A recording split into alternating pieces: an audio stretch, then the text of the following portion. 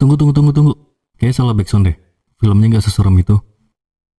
Ini nih backsound yang pas.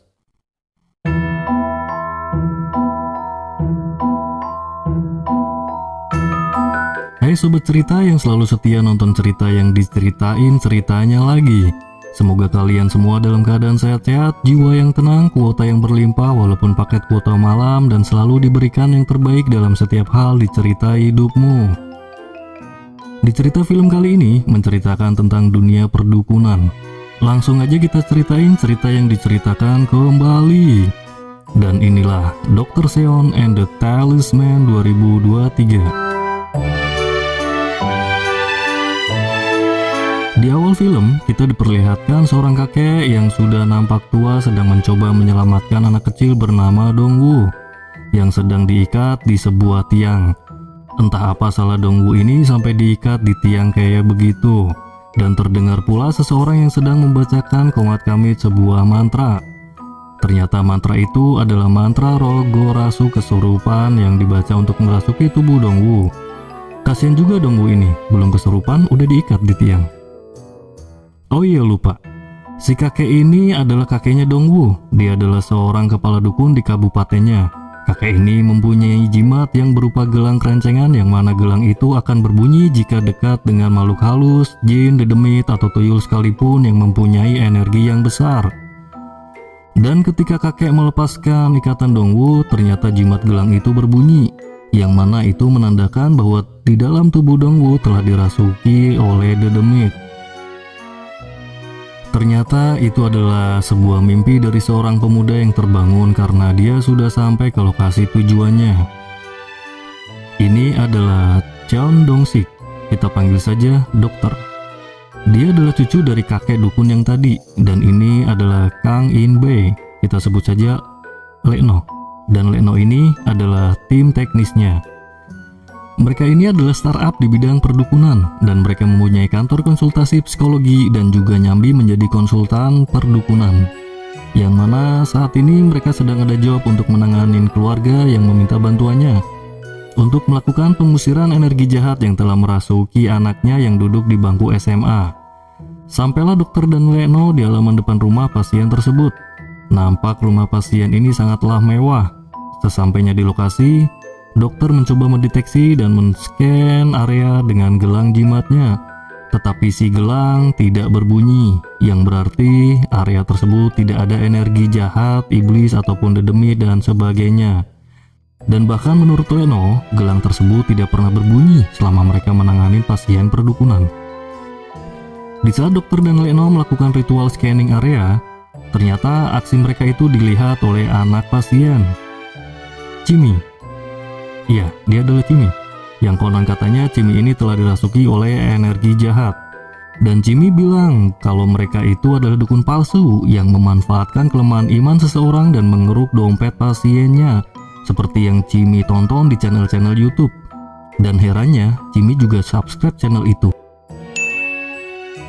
Ini adalah orang tua Cimi, kita sebut saja Pak Sarmin dan Bu Enjung. Mereka ini adalah orang yang telah menyewa jasa dokter untuk pengusiran dan pembersihan rumah dari energi jahat. Sesaat dokter ini pun bilang bahwa dia telah mencium bau busuk, yang mana bau busuk itu adalah bau mayat yang berada di dekat mereka berdiri. Nampak Sarmin dan Enjung pun serius mendengarkan dan memperhatikannya. Dan dapatlah target dokter untuk difitnah, yaitu sebuah arca yang nampak raut mukanya sedih dan sedang duduk santai di antara pot-pot yang tidak berbunga. Lalu Lekno disuruh dokter untuk mempersiapkan peralatan ritualnya. Di tengah Lekno mempersiapkan ritual pengusiran dan pembersihan dari energi jahat, Cimi pun mengatakan bahwa ritual ini adalah tipu-tipu saja. 아저씨, 이거 다 주작이지? Dokter bertanya, apakah Pak Sarmin dan Bu Enjum tahu tentang arca itu? Pak Sarmin menjelaskan bahwa arca itu adalah milik bangsawan yang hidup ratusan tahun silam. Tetapi dokter menjelaskan bahwa arca itu sesungguhnya adalah totem yang menjaga makam. Lalu dokter tiba-tiba bilang telah mencium bau busuk lagi dan dia menerawang Pak Sarmin, Bu Enjung, dan Cimi. Hasil terawangannya pun tepat akurat, membuat Pak Sarmin dan Bu Enjung makin percaya terpana terpenosa. Karena menurut Sarmin Family, terawangan dokter ini sangatlah akurat, lalu Bu Enjung pun berserah diri dan bertanya. 어찌할까요, 박사님? Dokter pun bilang solusinya adalah pembersihan energi jahat yang ada di arca tadi. Dan mulailah ritualnya. Terlihat Sarmin Family pun makin percaya dan takjub. Jimmy pun merekam aktivitas ritual itu dan juga dia terperangah. Pantas saja Leno mendapat jabatan divisi teknis di sini. Ternyata suara-suara seram, air merah di baskom, angin-anginan, sampai pedang yang bisa terbang sendiri itu adalah hasil dari perangkat elektronik yang ada di mobil Leno dan terhubung ke remote melalui wifi. Di tengah ritual tersebut, ternyata mobil dokter telah diderek oleh dishub karena parkir sembarangan. Dan kayaknya sih suruh bayar 500.000 nantinya. Remote yang terkoneksi dengan peralatan yang ada di mobil tadi pun macet. Dan ternyata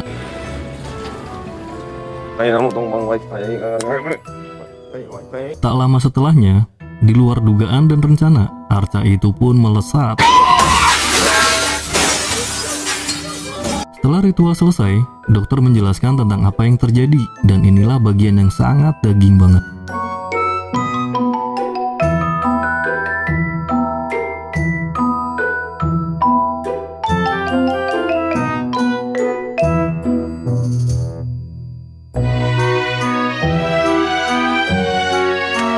알아서 싹 다 치워주세요.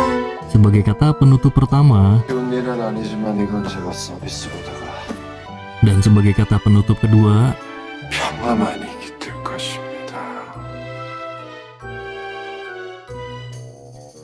karena mobilnya diderek, akhirnya dokter dan Leno pulang naik mikrolet. Di dalam mikrolet itu, Leno menanyakan bagaimana dokter bisa tahu saat menerawang keluarga Sarmin dengan tepat tadi. Dan kenapa harus arca yang berat ini yang dijadikan tumbal ritualnya. Lalu dokter menjelaskan, proses terawangan tadi tak lain hanyalah analisa psikologi, profiling lewat media sosial dan googling ditambahi dengan sedikit pemanis diksi saja. Dengan detail, dokter menjelaskan, di foto unggahan Cimi 1 bulan yang lalu tidak didapati arca dan terdapat perbedaan warna di arca tersebut. Ternyata arca itu disimpan di dalam rumah sebelumnya, tempat di mana Pak Sarmin biasa memajang semua koleksi benda antiknya. Dan diketahui pula bahwa Bu Enjung pun membenci hobi suaminya yang mengoleksi benda-benda antik tersebut. Lalu Leno bertanya lagi bagaimana dengan Cimi. Dokter pun menjelaskan kembali. Menurut Asosiasi Psikiatris Amerika, orang Korea menderita 2 kelainan, yaitu sindrom dan keterikatan budaya. Dengan kata lain, semua itu tidak ada kaitannya dengan dedemit dan hanya pikiran jiwa seseorang saja. Dan dokter bilang bahwa setan itu adanya di... Sampailah dokter dan Leno di apartemen Bahdi. Di tempat inilah biasanya dokter menjual barang-barang berharga hasil ritual perdukunannya. Bahdi pun kaget ketika Leno membawa masuk arca makam itu. Dan Bahdi bilang, sampai kapan dokter hidup dan mencari uang seperti ini? Dokter pun menjelaskan kalau yang dilakukannya ini bukanlah penipuan, ini adalah pengobatan psikis. Ketika ada seseorang yang meminta bantuan terkait hal mistis, lalu dokter bilang bahwa tidak ada yang namanya hantu setan belau, pasti orang tersebut tidak akan memakai jasanya dan akan mencari dukun yang lain yang mengatakan apa yang dialaminya itu adalah hasil dari hantu setan belau. Dan dokter menambahkan alasan kalau tindakannya itu mencegah seseorang untuk kehilangan banyak uang karena tingkah laku dukun-dukun yang memanfaatkannya. Ketika Bahdi menyinggung soal kakek si dokter, seketika dokter pun marah dan pergi keluar dari apartemen Bahdi. Kenapa si dokter ini marah ya? Malam harinya di kantor dokter, nampak Leno ini sedang ngecek surat-surat tagihan yang tadi siang dikirim oleh Om Frankie. Om Frankie ini adalah seorang debt collector yang baik hati. Di sini nih pula nampak bahwa dokter ini mempunyai lisensi medis psikolog. Oleh karena itu dia bisa membuka klinik medisnya sendiri secara resmi. Walaupun dia terlihat melakukannya dengan cara-cara yang nyeleneh dan terkesan melakukan tipu-tipu dan main-main, tetapi dia mempunyai maksud yang baik dalam pekerjaannya itu. Dengan menangani masyarakat Korea yang sedang terikat dan terpengaruh oleh kultur tentang hal-hal mistis, dia memanfaatkan situasi itu untuk memberikan pemikiran positif ke setiap pasien yang ditanganinya. Dokter ini pun sepertinya mempunyai misi tertentu dalam pekerjaannya itu. Terlihat dia selalu membawa sebuah pedang buntung dan gelang kerenceng di setiap pekerjaannya. Dan dia juga terlihat tengah membuka peta atlas yang dia beli di warung Mangkardi seharga 3.000 perak dan menandai setiap daerah yang pernah dia datangi dalam pekerjaannya. Misi apakah itu? Dan apa fungsi pedang buntung dan gelang kerenceng itu? Di saat yang bersamaan, datanglah seorang wanita misterius ke kantor dokter dan tengah melihat dengan serius rekaman video ritual yang sedang diedit oleh Leno. Yang mana video itu harus jadi malam ini karena subuh harus upload ke channel perdukunannya. Nampaknya wanita misterius ini datang untuk meminta bantuan dan menyewa jasa dokter. Wanita ini adalah Yokyung. Tetapi dokter menolaknya karena menurutnya itu wanita tersebut tidak mempunyai uang untuk membayar jasanya. Dokter ini menjelaskan kenapa dia bisa menilai seperti itu ke Leno. Dengan detail, dokter ini menjelaskan bahwa cincin berlian yang dipakai itu bukanlah milik Yokyung karena desain cincin berlian itu adalah model lama dan ukurannya pun tidak cocok. Yang tak lain, cincin itu adalah warisan dari orang tuanya dan dia memakainya di jari tangan kanan dan itu menunjukkan kecemasan dalam dirinya. Dia juga memfungsikan cincin itu sebagai jimat. Di sela obrolan dokter dan Leno, masuklah Yokyung ke ruangan dokter dan mengelamburkan 50.000 dolar di meja dokter sebagai DP. Sisanya akan diberikan setelah pekerjaannya selesai. Melihat uang setumpuk yang ada di mejanya, dokter pun langsung menerima pekerjaan itu dan menanyakan di manakah lokasinya. Mendengar lokasi tersebut, dokter nampak bersemangat karena di lokasi itu adalah lokasi yang belum pernah dokter tangani dan seakan mengingatkan sebuah kenangan tertentu. Dan dokter pun setuju untuk menangani permasalahan Yokyung tersebut. Keesokan harinya, mereka bertiga langsung menuju lokasi yang mana lokasi tersebut adalah rumah Yokyung. Di tengah perjalanan, sebelum masuk ke terowongan, tiba-tiba Yokyung melihat sosok hantu perempuan yang sedang berdiri di tengah jalan. Entah apa yang dilakukan hantu itu, apa dia mau resign jadi hantu atau apa ya? Entahlah, yang jelas dia bukan hantu Casablanca. Hantu perempuan itu ternyata adalah ibu Yokyung. Ternyata dokter juga merasakan adanya hal yang di luar Nuril, tetapi dokter tidak bisa melihat sosok hantu tersebut. Sampailah mereka di desa Yokyung. Di daerah ini sangat berkabut tebal seperti di puncak. Banyak pohon-pohon yang digantungi jejimatan, area pemakaman atau TPU yang ada di mana-mana, dan tatapan warganya yang nampak aneh melihat kedatangan mereka. Seperti melihat konten kreator yang ingin membuat konten uka-uka ala Korea. Sampailah mereka di gerbang rumah milik Yokyung, yang mana di sana ada penjaga yang sedang membukakan gerbangnya. Samsul. Iya, panggil aja dia Samsul. Dan masuklah mereka ke dalam rumah Yokyung. Sesampainya di dalam rumah, layaknya detektif, dokter melihat barang-barang yang ada di situ. Dia melihat juga ada beberapa pasang sendal dan foto seorang anak kecil yang usianya lebih muda dari Yokyung. Dan beberapa barang dan foto ibunya yang udah ditaruh di kardus seakan-akan siap di-packing untuk pindahan. Lalu pandangan dokter tertuju pada sebuah ruangan yang mana ruangan itu adalah kamar milik adik Yokyung yang bernama Yomin. Dan terdapat pula sebuah lemari dengan gembok. Dokter pun menyadari bahwa Yomin telah dikurung di dalam lemari dan meminta Yokyung agar membuka lemari tersebut. Ternyata Yomin ini sering mengalami tantrum dan melakukan hal-hal yang di luar Nuril. Di luar rumah, dokter men-scan area rumah tersebut dengan gelang kerenceng miliknya itu. Dan seperti biasa, gelang itu nggak berbunyi. Sambil mempersiapkan peralatan aksinya, Leno merasa ketakutan dan meminta meninggalkan saja Yokyung dan adiknya. Tetapi dokter nggak mau, karena menurutnya model pasien seperti ini nggak ada bedanya dengan pasien-pasien mereka sebelumnya, yang mana persoalannya adalah kecemasan psikis saja. Dan dokter meyakinkan Leno untuk tenangkan diri karena jimat scanning energi jahat gelang kerenceng tidak berbunyi. Setelah peralatan ritualnya siap, Yokyung menanyakan bagaimana awalnya Leno bisa melihat roh-roh atau energi jahat seperti yang Yokyung lihat di video-video YouTube-nya itu.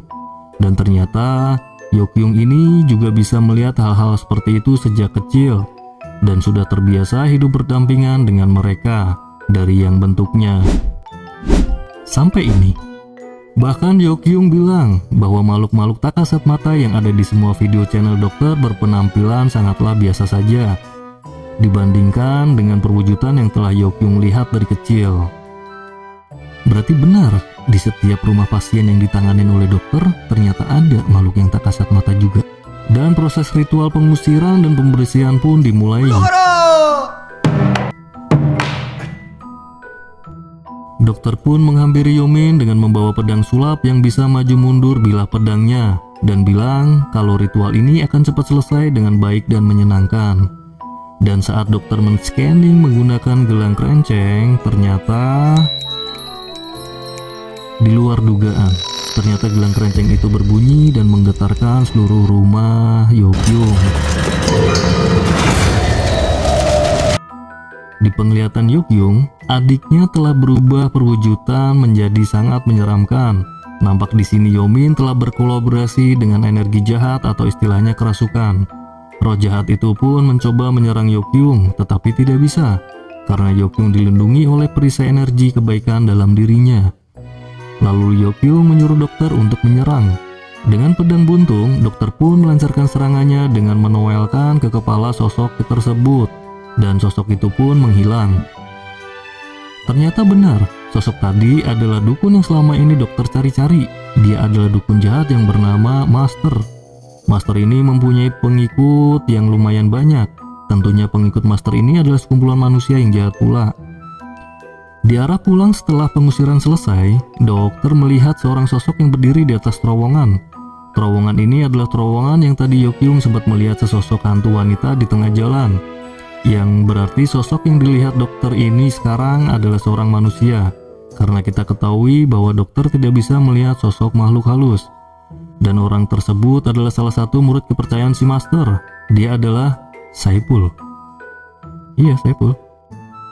Di scene lain, diperlihatkan Saipul tengah berbincang dengan pengikut Master yang lainnya. Di perbincangan mereka ini kita mengetahui bahwa Master sedang dikutuk, dikunci dengan rantai goib dan beberapa jimat lainnya oleh kakek si dokter, sehingga tidak bisa meninggalkan desa tersebut. Hanya dengan mendapatkan dan menghancurkan mata Yokyung yang spesial Master baru bisa lepas dari rantai goib tersebut. Di scene lain, Lekno menyampaikan ke Bahdi kalau dokter berpesan bahwa gelang kerenceng telah berbunyi. Ternyata, tadi dalam perjalanan pulang dari arah Yokyung, dokter memutuskan untuk turun dari mobil dan stay di desa Yokyung. Setelah mendengar pesan tersebut, Bahdi pun meminta dokter untuk pulang dan tidak melanjutkan misinya itu. Tetapi dokter tetap kekeh untuk meneruskannya dan meminta untuk ketemuan di warteg Mang Kardi. Lalu Bahdi pun langsung menyusul dokter dan membawa peralatan tempurnya. Yang tak lain alat tempurnya adalah Dalam perjalanan menyusul dokter, Bahdi bercerita dan menjelaskan riwayat tentang Master dan kakek si dokter. Ternyata, desa yang Yokyung tinggal di saat ini adalah sebuah situs sakral, dan sudah menjadi tugas kakek si dokter sebagai kepala dukun untuk melindungi area tersebut dari hal-hal yang tidak baik, termasuk mensegel si Master dukun jahat itu. Dan dijelaskan pula bahwa dokterlah yang mewarisi bakat dari sang kakek, dari membuat segel jimat sampai ke keahlian lainnya. Tetapi dokter tidak mau mewarisi jabatan sang kakek itu sebagai kepala dukun, dan melakukan hal-hal yang membuat kakeknya berpikir bahwa adiknya lah yang telah mewarisi ilmu dan bisa menggantikannya menjadi kepala dukun. Dan hal inilah yang membuat dokter semakin bersalah selama ini. Karena tindakannya itu, kakek dan adiknya menjadi traveling keluar dunia duluan karena telah diselepet oleh Master dukun jahat itu. Seperti diketahui bahwa si Master bisa keluar meninggalkan desa situs tersebut jika kepala dukun dan jimat-jimat yang merantainya telah musnah.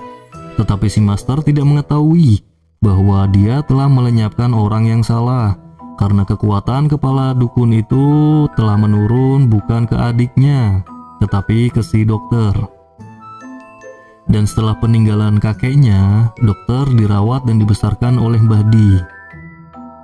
Di scene lain, menampilkan Master dan para pengikutnya tengah melakukan ritual perasukan, dan yang dirasuki kali ini adalah Samsul. Lalu Samsul menghampiri Yokyung dan ingin menghabisinya.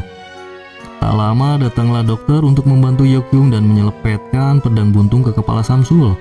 Tak berhenti di situ, Master pun menculik Yomin dengan cara merasuki Yomin dan kabur dari rumah. Setelah dokter merobek bantal yang biasa dipakai Yomin untuk tidur, dokter menemukan jimat di dalamnya. Jimat ini mengingatkannya akan kejadian penculikan almarhum adiknya dulu. Dokter dan Yokyung pun berlari mengejar Yomin, tetapi tindakan mereka dihalangi oleh warga-warga desa yang telah dirasuki oleh si Master. Tetapi dokter dan Yokyung berhasil meloloskan diri dan meneruskan pencariannya. Sampailah dokter dan Yokyung di tempat ketemuan dengan Bahdi. Di situ Bahdi sangat marah kepada dokter karena tindakan balas dendamnya itu bisa mengantarkan dokter menyusul adiknya traveling ke luar dunia. Dokter menunjukkan jimat yang tadi ada di dalam bantal Yomin ke Bahdi dan memintanya untuk mengantarkan ke orang yang capable di bidang tracking perdukunan. Lalu Bahdi membawa dokter, Yokyung, dan Leno untuk menemui orang tersebut. Orang yang dituju ini sangatlah canggih. Dia bahkan bisa memprediksi hasil pemilu dengan akurat. Bukan pemilu yang itu. Iya, kita sebut saja orang canggih ini Poniman. Masuklah mereka ke dalam gedung milik Poniman itu. Sesampainya di dalam, Leno memberikan foto Yomin, beberapa jimat, dan juga peta atlas yang selalu dokter bawa sebagai media.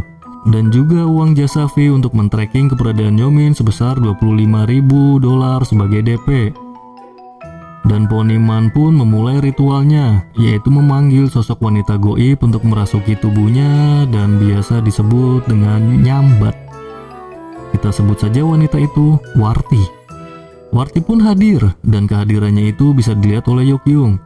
Setelah merasuki Poniman, Warti pun menjelaskan bahwa Master selalu memotong jari korban-korbannya dan menggunakan kekuatan spiritualnya untuk merasuki manusia. Jari-jari tersebut dimasukkan ke dalam potongan bambu yang telah dijampe-jampe oleh si Master. Dan di sini pula diketahui bahwa si Master telah merasuki adik dokter dan mencobloskan pisau ke tubuh kakeknya sampai beliau traveling keluar dunia. Karena hanya kakek si dokterlah yang mempunyai kekuatan untuk mensegel si Master dengan kekuatan dan jimat yang dimilikinya, agar tidak bisa keluar dari desa dan melakukan hal-hal keji di luaran sana. Tetapi di sisa nafas terakhir si kakek, dia berhasil menyerang dan mensegel si Master dengan rantai goib. Si kakek pun sengaja untuk mematahkan pedang saktinya dan pergi membawa pedangnya dan Dongwo. Pedang yang tadi dipatahkan oleh si kakek dibawa agar tidak bisa dihancurkan oleh si Master. Dan pedang sakti itulah pedang buntung yang ada pada dokter sekarang. Dalam pelariannya, di depan terowongan, si Master berhasil menusuk si kakek dengan pedang jimatnya. Tetapi si Master terkurung dan tak bisa melewati terowongan sebelum rantai goib yang mengikatnya hancur. Di sini pun dijelaskan bahwa jimat yang ada di dalam bantal itu tidak bisa dihancurkan dengan cara biasa. Jimat tersebut hanya bisa dihancurkan dengan cara membaca kalimat yang ada di jimat itu dengan cara mundur. Hanya Yokyung lah yang bisa. Tak heran si Master sangat menginginkan mata indah bola pingpong milik Yokyung ini. Benar saja, Yokyung berhasil membaca tulisan yang tersembunyi di jimat itu dengan terbalik dan menghancurkannya. Saat Warti menyepelekan dokter dan bilang kalau dokter itu tak akan mampu mengalahkan si Master karena menurut Warti dia tidak punya kekuatan spiritual dan hanya bermodalkan pedang buntung saja, seketika dokter pun marah dan membuktikan akan kekuatan tekadnya yang besar itu, lalu menowelkan pedang buntung itu ke kepala Poniman. Dan seketika Warti pun keluar dari tubuh Poniman dan berniat menghabisi dokter. Tetapi tindakannya itu nggak mempan.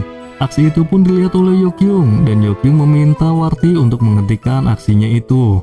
Rupanya Warti malu karena dengan kekuatan yang dimilikinya itu tidak bisa melukai tubuh dokter. Lalu Warti merasuki Poniman dan memberitahukan lokasi Yomin dan jimat segel itu berada. Hal ini diketahui pula oleh si Master. Mulailah pencarian ke Gunung Yongwol. Sesampainya di sana, mereka tampak kesulitan untuk menemukan lokasi jimat tersebut. Tetapi dengan kecerdasan dokter, akhirnya mereka bisa mengetahui lokasi di mana jimat segel itu berada. Di lokasi tersebut, ternyata si Master telah memasang pagar betis goib untuk melindungi agar tidak ada manusia yang bisa masuk ke gubuk dan menyempurnakan sisa jimat segelnya itu. Tetapi tidak untuk dokter, roh-roh jahat pagar betis itu pun tidak bisa menyentuh apalagi melukai tubuh dokter. Dan dokter pun berhasil menghancurkan gembok goib dan memasuki gubuk tersebut. Di dalam, si Master mencoba menghalangi dengan memberikan ilusi-ilusi. Tetapi kekuatan tekad dokter yang besar menimbulkan sebuah kekuatan besar pula dan mengalahkan ilusi tersebut dan berhasil membawa keluar segel jimat.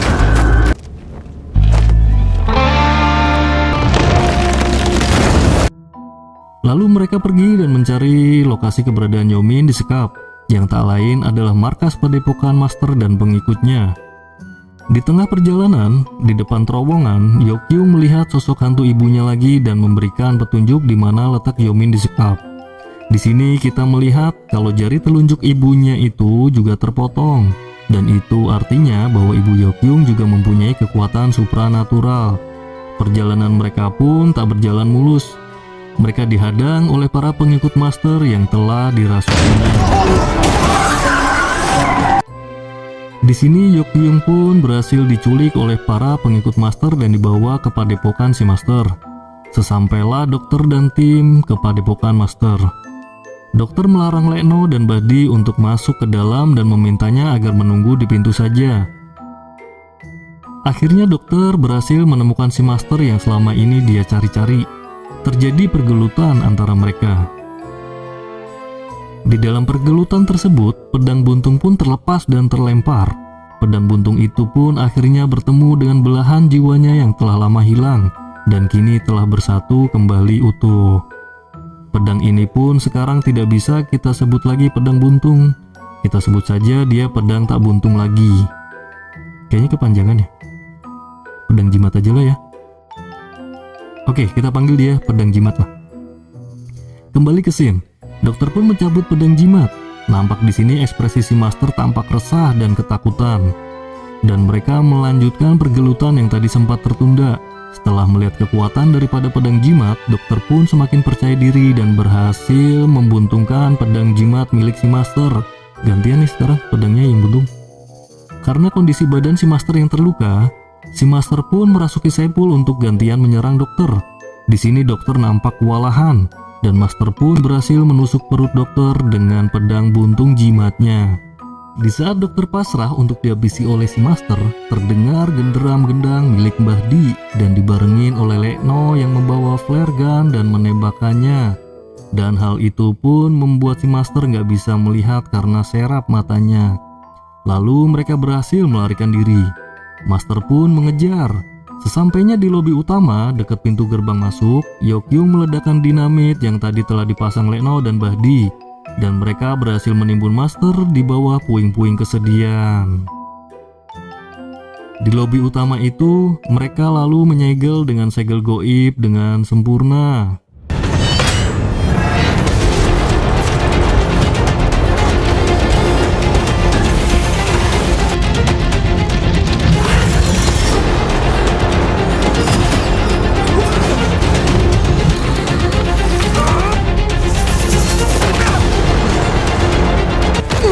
Dan di scene ini ditampilkan bahwa yang terikat rantai segel goib adalah jiwa jahatnya si master dan bukanlah jasadnya.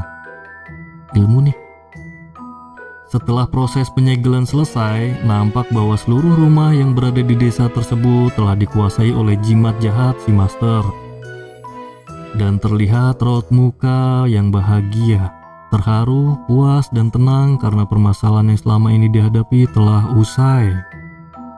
Dan film pun kayaknya belum selesai deh. Di scene akhir, mereka saling berpamitan dengan sukacita. Dan nampak kalau Lekno menawarkan Yokyung untuk bergabung di tim konsultan psikologi dan perdukunan. Dan nampaknya dokter pun sangat setuju. Dan film pun T-A-M-A-T